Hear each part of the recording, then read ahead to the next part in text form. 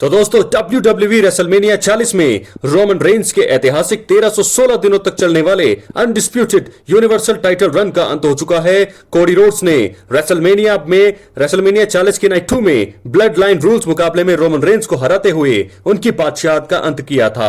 अब Roman Reigns ने title हारने के बाद एक अहम बदलाव किया है। बता दें कि रेसलमेनिया नाइट 2 में के मेन इवेंट में हुए इस मुकाबले में ब्लड लाइन के अलावा the Undertaker, John Cena, Seth Rollins और जे ऊसो भी दखल देते हुए दिखाई दिए थे। ट्राइबल चीफ ने टाइटल हारने के बाद से ही WWE प्रोग्रामिंग से दूरी बना ली है और अब उन्होंने अपने ट्विटर पर अपने प्रोफाइल में बड़ा बदलाव करते हुए बायो से अनडिस्प्यूटेड WWE यूनिवर्सल चैंपियन शब्द हटा दिया है। जी हां दोस्तों, नमस्कार। रेसलिंग सुपर धमाल में आपका स्वागत है।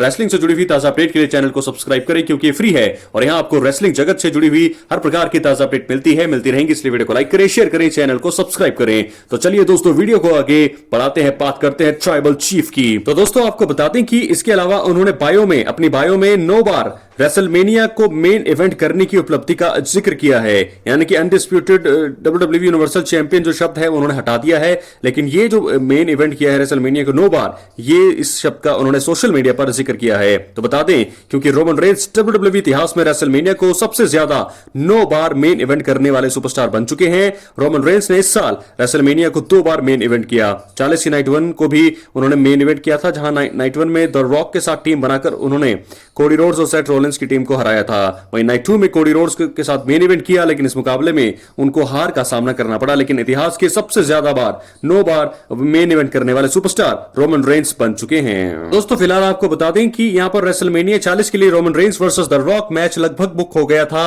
लेकिन फैंस द्वारा भारी विरोध के बाद कंपनी को यह मुकाबला कैंसिल करना पड़ा। यह मैच कैंसिल होने के बाद the rock blood line join करते हुए रोमन रेंस के साथ दिखाई दिए। इसके बाद से ही ट्राइबल चीफ और फाइनल बॉस टीम के रूप में अच्छा काम कर रहे थे।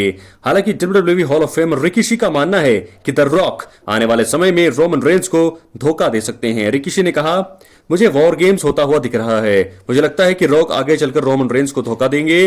द रॉक हील रहेंगे और रोमन को बेबी फेस के रूप में वापसी होगी। मुझे लगता है कि ब्लड लाइन फैमिली 2 हिस्सों में टूट सकती है। इसके बाद इनके बीच वॉर गेम्स या किसी तरह का कोई गिमिक मुकाबला देखने को मिल सकता है।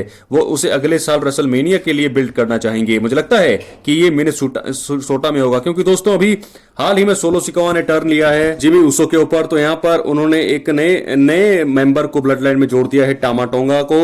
तो जिसके चलते अब ये चीजें हो रही हैं कि Roman Reigns versus the rock का मुकाबला हो सकता है। दोस्तों, फिलहाल ये मुकाबला जब होगा तब होगा, लेकिन अभी की बड़ी खबर ये है कि रेसलमेनिया 40 में बादशाह खत्म होने के बाद रोमन रेंस ने उठाया बड़ा कदम, अपने सोशल मीडिया पर किया ये अहम बदलाव। तो दोस्तों, ये बदलाव तो करना ही था, क्योंकि 1316 दिनों की लंबी बादशाहत यहां पर खत्म हुई है रोमन रेंस की। अब वो चैंपियन नहीं है, अब वो undisputed WWE universal champion company के नहीं है। कंपनी के नए चैंपियन कोडी रोड्स हैं। तो ऐसे में उन्हें अपने बायों से इस शब्द को हटाना ही था। तो अपने प्रोफाइल से, ट्विटर अकाउंट से उन्होंने इस शब्द को हटाया है। उसकी जगह रेसलमेनिया को सबसे ज्यादा बार मेन इवेंट करने वाले सुपरस्टार हैं रोमन रेंस, तो उस शब्द का जिक्र किया है। बता दें कि 9 बार इतिहास में रेसलमेनिया को मेन इवेंट किया है रोमन रेंस ने। इस साल भी लगातार 2 बार इन्होंने मेन इवेंट किया है। तो दोस्तों, ऐसे में इस शब्द को उठाया है। ये शब्द ही शूट करता है रोमन रेंस को। तो दोस्तों, रोमन रेंस की वापसी होगी, ये तो कंफर्म है, लेकिन किस अवतार में? क्या वो बेबी फेस बनकर आएंगे या फिर वही उनका ट्राइबल चीफ वाला किरदार रहेगा? अपनी राय कमेंट बॉक्स में जरूर दें। मिलते अगली वीडियो में। बहुत बहुत धन्यवाद।